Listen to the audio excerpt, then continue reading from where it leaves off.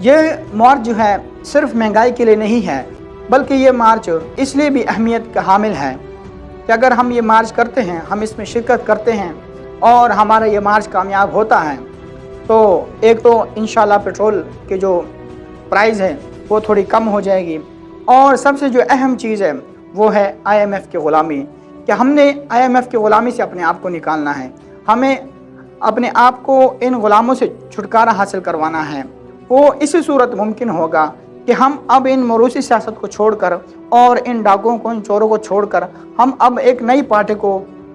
Promote کریں، ایک نئے لوگوں کو پروموٹ کریں، اور ان لوگوں کو پروموٹ کریں کہ جو واقعی اس ملک کو چلا سکتے ہیں۔ کہ آپ نے عمران خان کو بھی آزما لیا، آپ نے نواز شریف کو بھی آزما لیا، زرداری کو بھی آزما لیا، آپ نے ہر کسی کو آزما لیا، تو آج ایک مرتبہ آپ ان لوگوں کو آزمائیں، ان لوگوں کا موقع دیں کہ جو دین اسلام کی بات